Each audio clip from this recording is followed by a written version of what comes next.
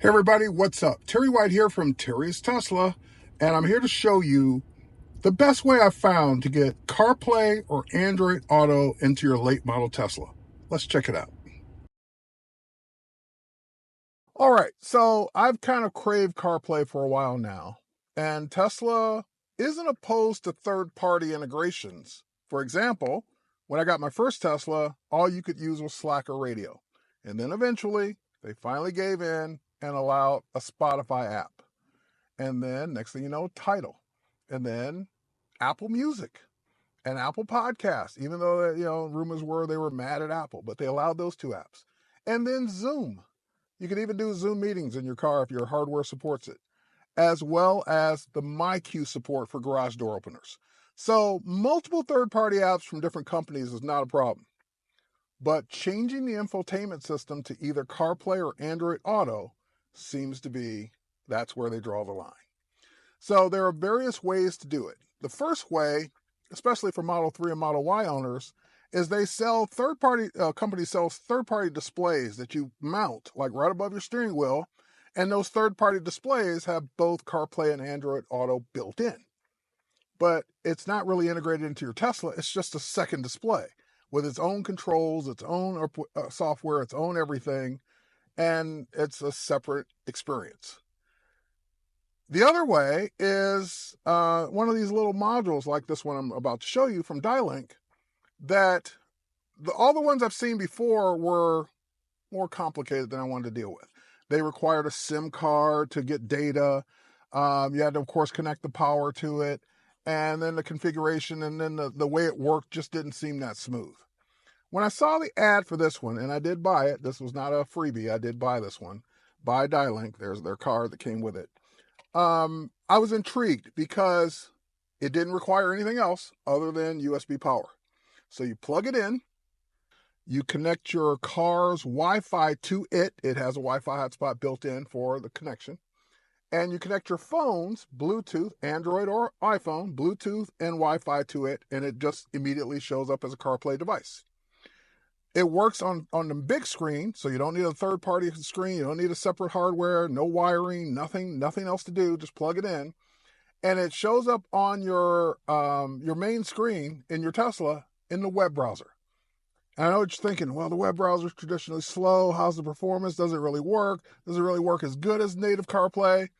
And I would say if native CarPlay is 100, this is probably, in performance-wise, 95, 90. Like, it works really well, but it's all dependent on the connection, your phone's data connection. So, for example, I've seen it be super responsive when I'm in a 5G area. But when I'm in an LTE area, it might take a couple extra seconds to respond. That's it. So it's based on your data speeds. If your data speeds are great, you're going to have a great experience. If you have a newer car with a newer processor, your web browser's faster, so it's going to have a new experience. Speaking of which, it only works with, according to the website, Tesla models 2019 and higher. So I'm in a 2023, performance is great. 2019, probably performance is great. They probably cut off those older cars because the performance of the web browser wasn't great. Now, I have a question for them. Does that include like a 2017 that got the hardware upgrade like Model S to the new screens, the new hardware, the new chip? Would that work? I don't know. So I got to ask that question when I text them back. All right, so let's go ahead and take a look at how this actually works. All right, everybody, here I am in my Tesla. Just a quick reminder, these are the native apps that are built into the Tesla infotainment system. So you got all the standard Tesla apps, and then you do have some third-party ones like Spotify and Zoom and TuneIn Radio and SiriusXM, Tidal, Apple Music, and Apple Podcasts. But if you wanted more apps and you didn't want to just Bluetooth your phone, that's where CarPlay and Android Auto come in. So I'm just going to launch the web browser, and there it is. This is CarPlay running in my browser, and again with the same speed that I would expect if it were built into the car. Now, first of all, you're seeing apps. You're seeing the Apple apps, the standard ones that'll be on every phone, but then you're seeing some third-party apps like Pandora. I'm a fan of Pandora. My Pandora radio is playing. I've got it muted so it doesn't play on the video, but that's Pandora, which is not a native app on Tesla. Also, the very popular Waze app. This is probably the number one reason why a lot of people like to use CarPlay and Android Auto is because they get Waze on the big screen. Now, I know what you're thinking. Hey, Terry, can't you just Bluetooth your phone and have Pandora? Can't you Bluetooth your phone and put it on a mount and have Waze? Sure you can. But you're missing out on the experience, and every time you need to do something, then you got to interact with your phone while you're driving. Well, as opposed to the bigger screen, it's easier to see, easier to interact with, and easier to touch, and a lot of it is voice controlled. So all of these apps, I did not tell them to put these in here. Like I didn't tell it to put Waze in or the ChargePoint or PlugShare app. I installed them on my phone, and if they're CarPlay compatible, they automatically appear here. And then Microsoft Teams, Dunkin', Domino's, Google Maps, Spotify, WhatsApp, Audible, Zoom, those are all apps on my phone that are CarPlay compatible, therefore they appear here. All right, so that's the plus side. And so if you like to navigate with Apple Maps and you want to go, let's go to destinations or do a search, let's do a search, and let's say that I'm looking for the closest Bank of America, I could type it in, but I would rather use Siri. Now, here's one of the first limitations. There's a voice button right here on my Tesla yoke and on your steering wheel. But that voice button brings up Tesla's commands. That has nothing to do with this app. It does not know anything about this web browser. It does not know anything about CarPlay. It would give you the standard Tesla navigation. So if I want to use Siri, I could say, navigate to Bank of America. One option is Bank of America on Londonderry Way in Union City, about 6 miles to your east, and it gets 50% positive ratings. How about that one? Yes. Getting directions to Bank of America. All right, and there we are. So the navigation will begin. If I want to go that way, I hit go. I would get the voice commands. I would get the navigation. I would get everything that I would get from the native CarPlay experience and using the Apple Maps, using, what was the other one? The Waze app. And of course, I'm going to cancel this because I don't need to go to Bank of America, but let's go ahead and cancel it. Let's go back. And it also, for those that like Google Maps is not, even though Tesla uses Google Maps, it's not the same Google Maps that you're used to on your phone. So this is the same one you're used to on your phone, and it's going to have all the same stuff that's on your phone as a native CarPlay app. So if navigation's your thing and you love Waze, that's going to be one of the reasons you're going to want to do this. Now, for me, I'm not a big Waze fan. Apple Maps is great. I actually like the voice commands in Apple Maps better than anybody else, but I use full self-driving. So for me, I'm going to stick to the Tesla navigation. And if I do continue to use this CarPlay integration, I would use it just for the entertainment options like the Pandora, Audible for books, things that aren't in the Tesla infotainment system. Now, those are some of the pluses. What are the minuses? Like, what's not great about this? First of all, like I said, the experience feels very native to me, even though I'm in a browser. But I already gave you one, that your buttons don't do anything for CarPlay. So you hitting the voice commands just going to bring up Tesla's voice commands, not going to bring up CarPlay.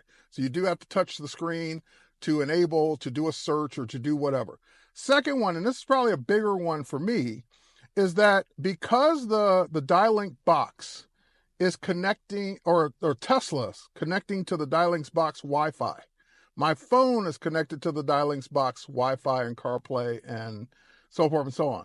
Even though I got a 5G connection, that 5G connection is for the Dylnk. It's showing CarPlay, it's using navigation, it's doing all its stuff, it's doing searches, using my phone's data plan, which is fine. But if I want to use Tesla's navigation, I can, and I can put in a destination there, but I'm eventually going to get a message on the screen saying that the traffic isn't there. It's not capable of showing me traffic. That's because Tesla's using the Wi-Fi connection to the Dylnk. The Dylink's not passing data back to Tesla, so therefore Tesla doesn't know that it has a data connection, so it can't do wire or data things like traffic. It'll navigate, it'll show me maps, it'll do all that. That's great, but it's never going to show me data. I couldn't stream music from Tesla while I'm connected to this because there would be no data connection. So it's basically pick one. If you want to be in CarPlay, you're going to have everything in CarPlay, your navigation, your entertainment, everything's going to be there. It's going to be great. Or you're going to shut this down. You're going to disconnect the box, and you're going to go back to the Tesla infotainment. It's really, I don't see a way of using both effectively other than just navigation for full self-driving, but everything else in CarPlay. That's the way I plan to use this, and that's what I think is going to be the best option. Now, another benefit for those of you who are using, automated garage doors. So let me swipe over to this section here. And normally I'm not near my house, but if I were near my house, there would be a button down here at the bottom that would be my garage door opener. Now, how would that get there? How did that get there automatically? Here, I'll show you a screenshot. This is what it looks like.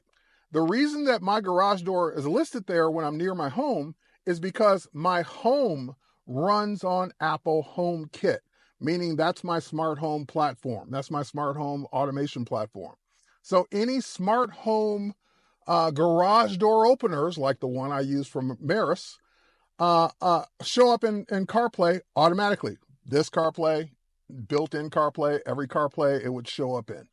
So it works, and it's even like opening and closing the door. So that's giving me a third way to use my garage door opener. Now, the first way is HomeLink. If you have HomeLink built into your car, which my Model S has it built in, it's a $300 and some odd option for Tesla to install it on a Model 3 and Model Y. It doesn't come built in. And you also have the option. That's the first option. Second option is MyQ. So I'm actually a fan of MyQ. I like the MyQ integration. But the problem with this, if I use CarPlay and therefore I no longer have data to the Tesla won't be able to open my garage door because it won't be able to connect to the internet while this is running. So no problem. I can press the button on my screen and open and close my door when I get home and leave home. Great. But I just pointing that out that I won't have a data connection. Now, $300 and some odd for HomeLink. A monthly or annual subscription to MyQ, which I pay for any hardware, but it is working over the internet, and it is a subscription base that MyQ charges, or HomeKit, which doesn't cost me anything extra. I just get that by having HomeKit and CarPlay built in.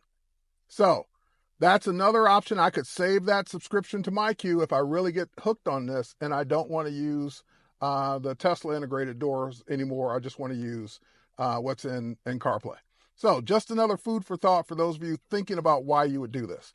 Now let's really get into it. Why would you do this? Why would you buy this box? And by the way, the cost of the box is normal list price is $249. I thought that was a little bit much, but thankfully, when I saw the ad, it was on sale for I want to say $169. Right now it's on sale for $60 off. So that's $189. And I bought mine. It's not a freebie. No one sent me a review item. This is one I bought. This is one I wanted to pay for. This is one I wanted to experiment with. And I'm happy with it. No subscription fees. You pay it once. No data plan. No SIM card. Nothing you need to do. Just plug the box into your Tesla. So mine is in my center console, buried under all the stuff in my center console, plugged into the USB port in my center console, underneath everything, and it just works. So I don't have to think about, a data plan or a subscription. You buy the hardware once and you just use it. So I know a lot of people hate subscriptions. That would be another reason to use it. But here's what I'm going to say. If you are not a CarPlay fan, you're not an Android Auto fan, you don't care about the native apps, you like Tesla's infotainment center, you Bluetooth whenever you want, you don't need this, then stick to Tesla's infotainment center. Don't buy this. This is not for you. This is for the people that say, hey, I don't want to be messing with my phone. I want a native screen that lets me get to all the things I like to do and all the apps that are available for CarPlay. If they're installed on my phone, they let me use them. So that's it in a nutshell. So I bookmarked this web page so I can always get to it. It does reconnect automatically, but here's the thing. When I shut down, I don't shut down and do anything. I get out of the car, I go home, my car eventually reconnects to my home's Wi-Fi, and that's great for software updates. So when I get back in the car, even though they claim that this reconnects, my car is still connected to my home Wi-Fi. So all I do is I just go to the Wi-Fi settings here, and I just switch it over to the Tesla, whatever they call their device, in your settings there, and then it connects right away. So just that's a caveat. Now, if I'm out and about and it's not connected to any other Wi-Fi, then when I get back in the car, it automatically reconnects. So there's that one caveat. And actually, I'm glad it works that way because I don't want to have to remember to connect it to the home Wi-Fi when I get home. It just does that automatically when I get out of the car, and I guess the box powers down. All right, so the Dylnk box also can have firmware updates, so it can stay updated, so it always works. And we'll just see where this goes. Right now, I like it. I think I'll continue to use it. It's going to take a little getting used to because, again, I use full self-driving, and I like the navigation on the Tesla side for that purpose. But for everything else, I think I'm going to like having CarPlay in my car and having it natively work in a browser. So that's it. If you like this video, hit that like and subscribe button. Thanks for watching, and we will catch you on the next one. Thanks, everybody.